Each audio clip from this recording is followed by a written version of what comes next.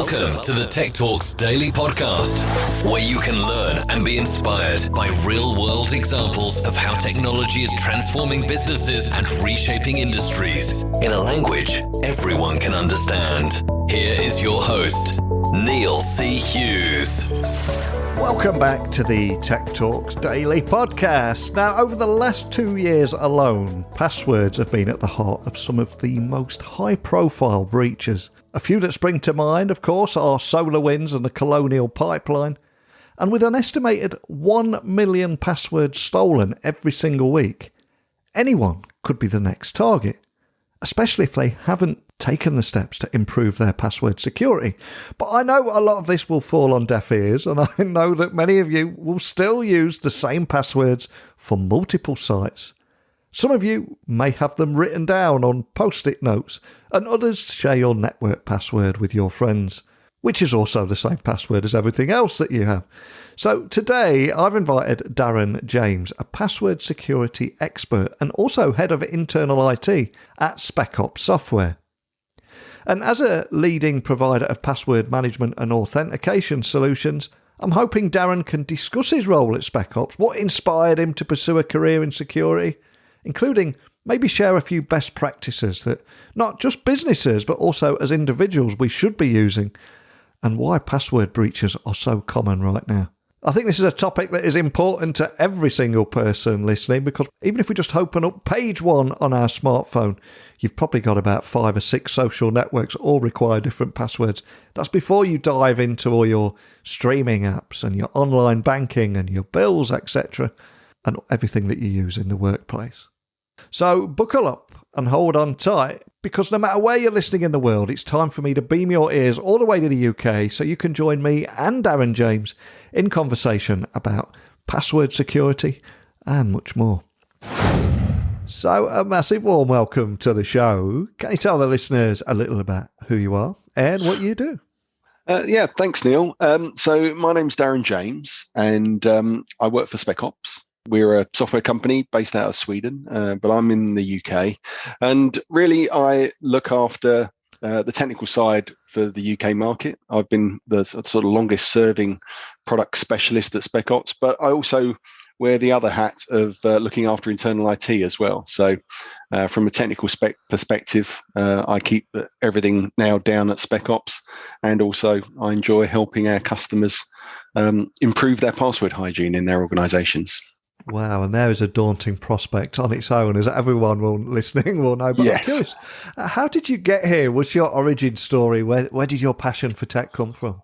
Well, I've been in the IT industry now for 25 years, working my way up from a sort of help desk guy all the way through into second, third line, looking after all sorts of shapes and sizes of companies, from retail to the energy industry, to eventually looking after a very large energy, very well-known energy company, 135,000 users, global kind of entity.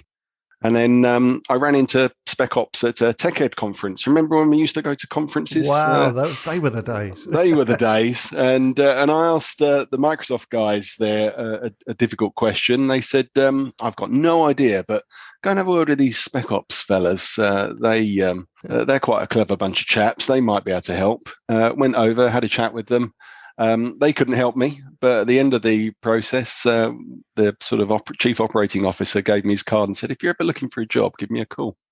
And yeah, here we are, 11 years later, and now happily working at Spec Ops. But yeah, coming back to your sort of question, my sort of passion for passwords really grew ever since I started looking after Active Directory, because that is really the keys to the kingdom, your identity when it comes to working in most organizations. And it still is very much to a large part today. And, seeing the development of the internet over the years, and really the lack of security when it comes to passwords, and still in the sort of terrible situations where lots of people are today, working for a company like Spec Ops and having the opportunity to really try and help people is what gets me up in the morning. So yeah, love it. It's a great company, really good solutions, and I love working here.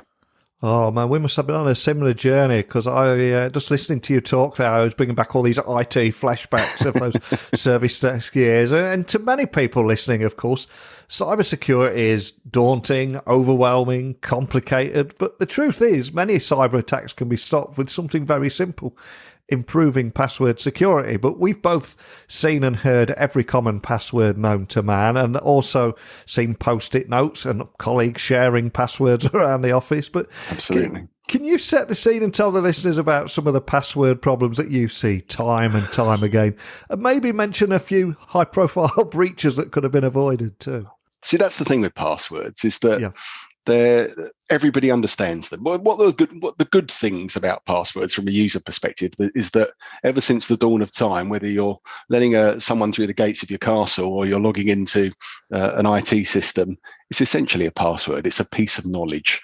Yeah. Everybody gets it. Doesn't matter if you're an 80-year-old granddad or a 5-year-old kid, tapping a PIN code into your iPhone, whatever it be. It's still a piece of information, one piece of information that lets you in to do your stuff. And really that's essentially the key benefit of a password, but also the key drawback. It's just one piece of information that's very easily guessed, or very easily repeated, or very easily written down on a post-it note, or stuck under a keyboard, or the back of a diary, like my dad likes to keep all of his passwords.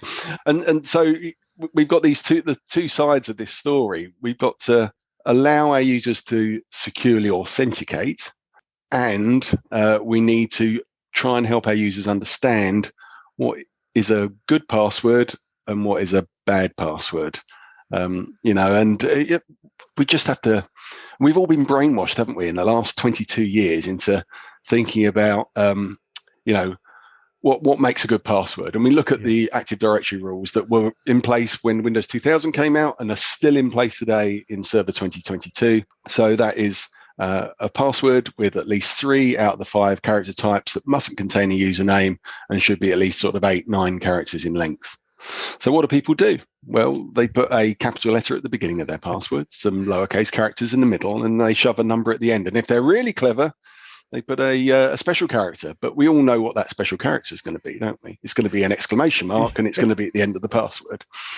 So if I know that and you know that, you can guess that, or pretty much take it for granted, that every bad actor in the world also knows that. And so about 6 years ago, the NCSC, Microsoft themselves, and NIST all came up with this better way of doing passwords. In fact, really, it's switch to using passphrases, remove the load from the user, encourage them to use longer passwords, or really passphrases. The NCSC, the National Cybersecurity Centre, really came up with a great definition: 3 random words that mean something to you but nothing to anybody else, that have got 6 characters, let's say, in each word. And the reason they came up with that is that a passphrase like "May the Force be with you," if you look at my LinkedIn profile, you'll see a picture of a stormtrooper there. So yeah, Darren's a Star Wars fan, so "May the Force be with you" probably isn't a very good passphrase for me.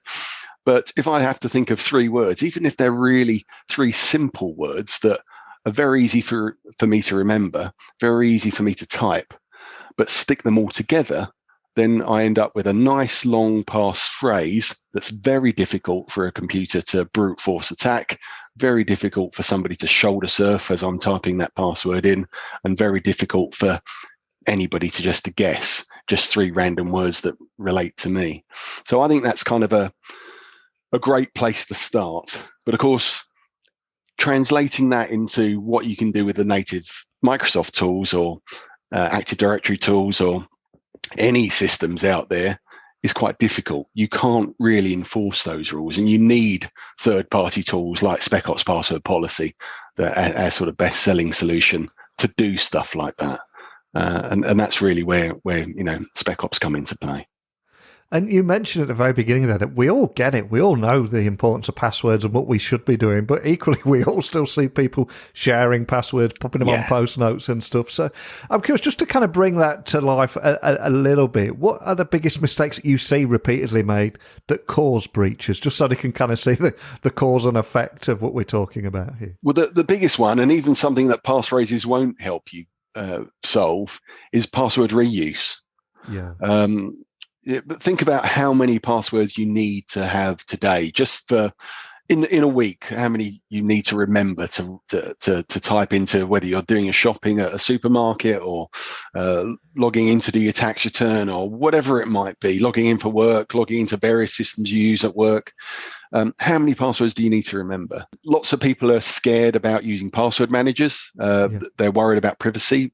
Totally understandable these days. You don't know who's listening. I still find it incredible that we all have to have little sliders and flaps on our webcams on our laptops, physical bits of plastic that goes over, because it's so scary. People are very worried about who they should trust. But I think password managers, to be able to manage those, the number of passwords you need to use, are vital, and people should use them. And things like if we've got to remember so many passwords, people absolutely do just reuse the password, or they think of some really clever pattern, like I know what I'll do. I'll use my daughter's name and then her birth date, and then I'll stick the name of the company that I'm logging into at the end. So Scarlet 14 Amazon. There you go. That's my Amazon password. And then if I'm logging into LinkedIn, to help me remember that, I'll do Scarlet 14 LinkedIn.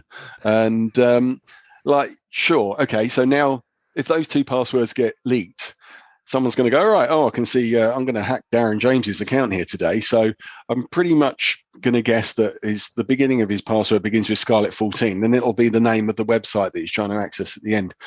People think they're being very clever by putting numbers in the middle and coming up with these patterns, but any pattern is easily guessable or repeatable, or anyone can work it out. Once they've seen two of those, most people's algorithm for generating a password in their brain just falls apart. So password managers with a random generator that's synchronized between all your devices is really a must. And whether that's a paid for solution or one that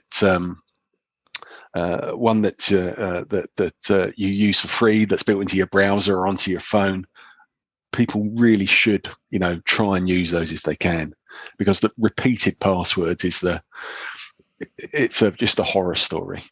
It really is. And obviously, it only takes one of those websites to get hacked and that information to be leaked online. They've got access to, they can guess your Netflix, your PayPal, the list goes on. And I would urge anyone listening to go to the website, Have I Been, PWNED, I'll spell that just so people can check that out. Go to that website, haveibeenpwned.com, put in your email address, and it will tell you how many times your email address has been associated with a hacked account. And it can be quite worrying, can't it? Well, there's a passwords tab on there as well. So if you click on passwords, you can test your passwords in there. It's perfectly safe. I don't think Troy's been hacked yet. So, but yes, you can test your own passwords in there. The problem with Troy's database is rather limited. He's only one guy. But yeah, I mean, we've got our Spec Ops password auditor. Obviously, it's more aimed at the business side of things. But if you're worried about breach passwords, which everybody knows that their users are using terrible passwords, but if you're worried about people using breach passwords in your organization, Spec Ops do an amazing free tool called Spec Ops Password Auditor. The coolest thing that it does is it will tell you who's currently running a breach password based on 811 million of the most commonly used leaked or breached passwords. And you can download this for free. It doesn't cost a penny. Run it in your environment, and it will spit out who's using a breach password on the other side. It doesn't crack anybody's password, which is good. It doesn't phone home, so it doesn't tell us your results. You can run it in a totally isolated environment. So if you want to restore a backup of your Active Directory and just test it on there on an air-gapped environment, that's absolutely fine. But it really does shine a spotlight on where the problems are. And it's sure, if you've got admin accounts but any type of account, really, service accounts, at least you know that there's a problem, and then you can go and have a word with those people and get them to change it. So I always encourage anybody, if you are worried about your work passwords, your Active Directory passwords, head over to specopsoft.com, download SPA, Spec Ops Password Auditor, and run that report, and it will help you sleep a little bit better at night. Well, it might scare you first of all, but hopefully in the end it'll help you sleep better at night. And what are there any other best practices that every business or individual listening should be using? Is there anything else you can mention there? Well, obviously, password, as we said earlier, the great things about password is one piece of information, then you're in. Yeah. I'd always encourage you to switch on multi-factor authentication. If you've got that opportunity to enable MFA or 2FA, two-step authentication, as some systems like to call it, but something other than your password to get you into a system, enable it. There's no question about whether you should switch it on or off, or on or not. Always switch it on. The problem is that not all MFA is born equal. So, asking you what your first pet's name or what your favorite film is, everybody knows what my favorite film is now, don't they, on this podcast? So what's your favorite film? Star Wars, right? That's not a great second piece of information, but using something like Google Authenticator or Microsoft Authenticator or Apple Touch ID, Face ID, Google Fingerprint, the systems built into your mobile devices these days that you use generally every day to unlock your device. Absolutely, a biometric is perfect. The great thing about a biometric is it's 3 factors rolled into one. Something you have, your phone, something your PIN code to unlock your phone, and then something you are, your fingerprint or your face. So if you can use that alongside a password, you're in a pretty good position. Even if your password gets breached or leaked, they're still not going to access the system because they haven't got access to your phone, your hand, or your PIN code to unlock your phone. So, those are really good examples of MFA.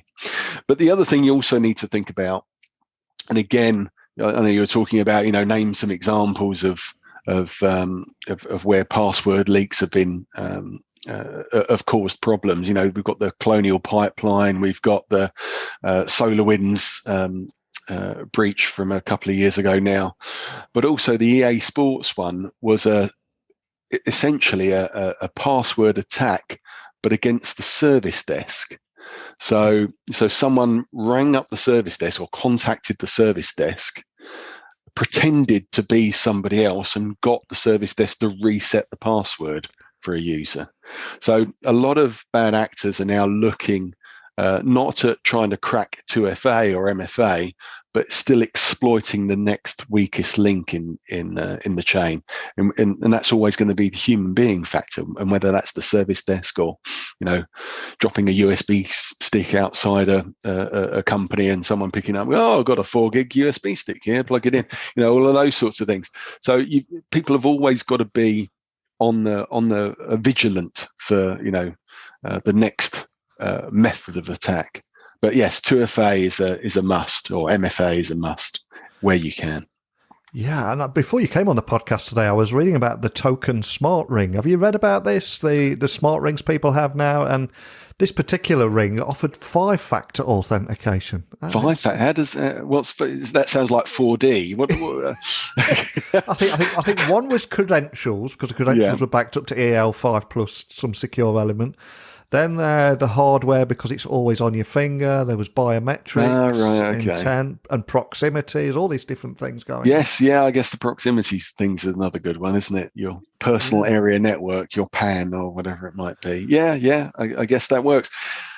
But again, ultimately, this is the problem I see with the talks around passwordless. Microsoft's banning it around now. You can passwordlessly log into your Xbox account, but what happens when those systems goes wrong? What do they fall back to? What happens when Face ID doesn't work on your phone? When you're wearing your COVID mask, what do you fall back to?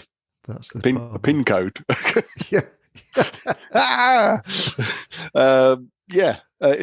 So you essentially all of these things fall back to a password. So if the password is still underpinning your entire security model, you still need to make sure you've got a good password.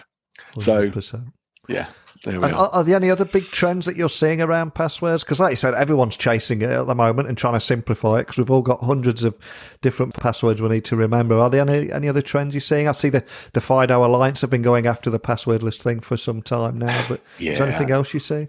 Well, I'd love to come up with a magic bullet that says nobody needs passwords anymore. But again, going back to right at the beginning of our chat, passwords are cheap to implement and simple for everybody to understand. And it doesn't really matter how simple you make it. If there's, as I said a couple of seconds ago, if there's still a password that underpins it all, you've still got a problem.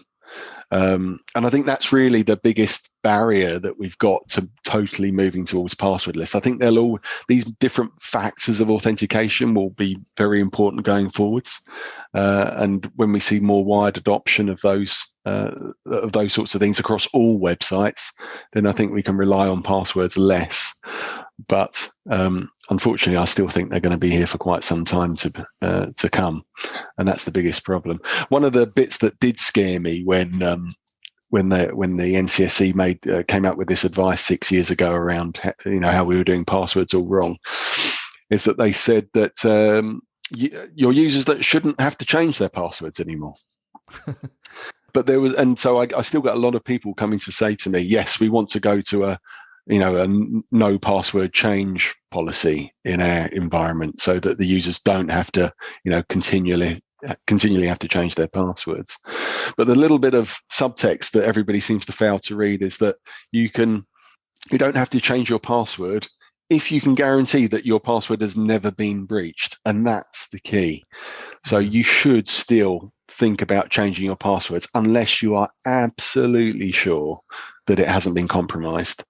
And that's the problem. You can't really guarantee that. So I always still encourage people, yes, you can let people keep them for longer.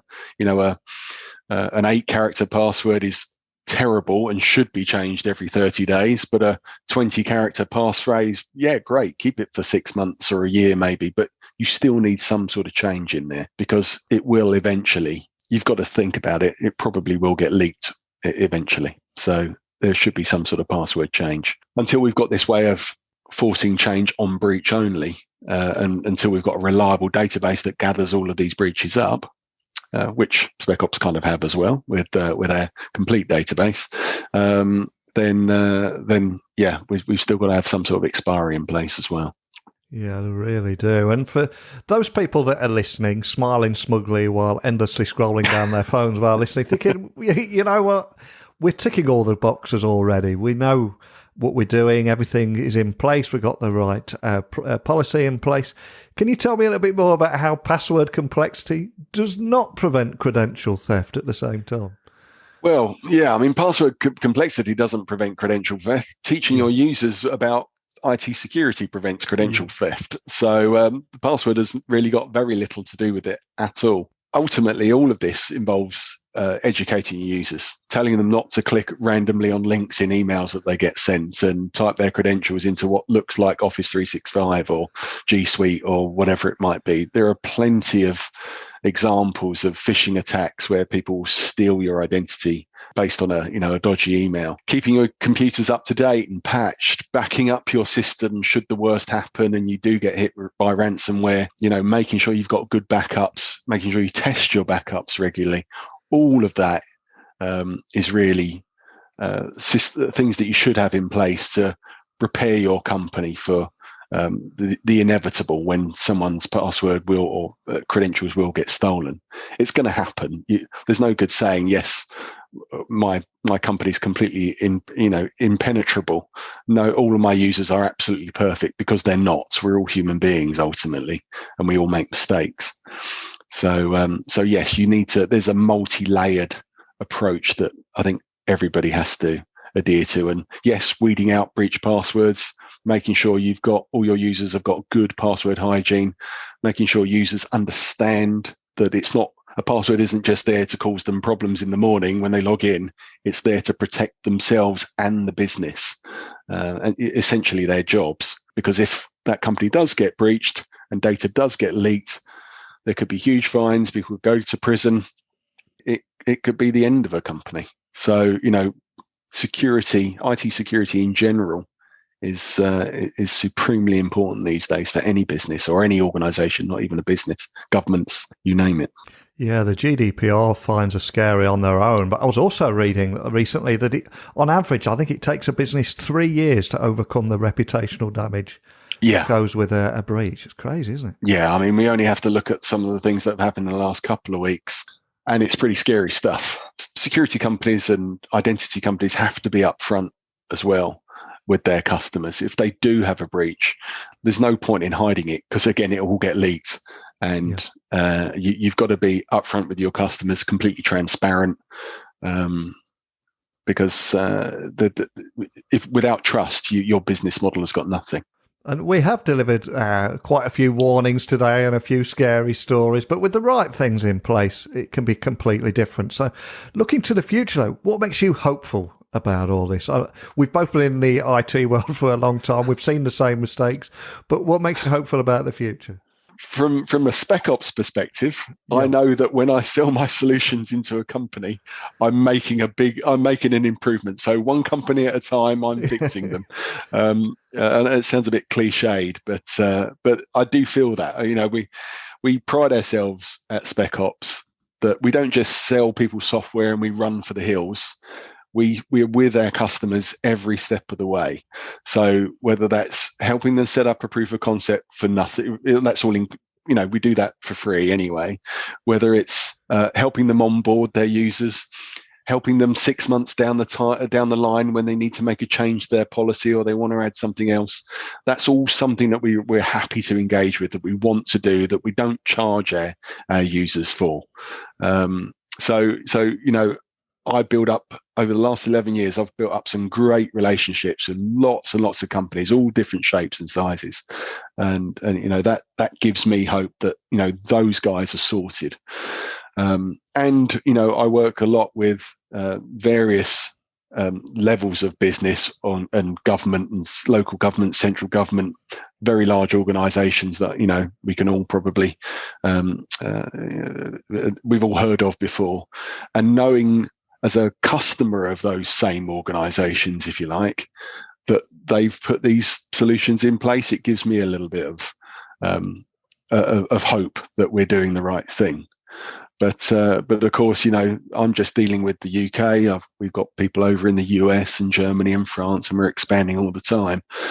But we want to make sure that we've got as many people encompassed as possible. And again, you only have to look at again what's happening in the news right now with in Eastern Europe, and the massive uptick that we've seen in cyber attacks over the past few weeks against infrastructure companies and energy companies and defense organizations and all sorts. We there's still a lot of work to do.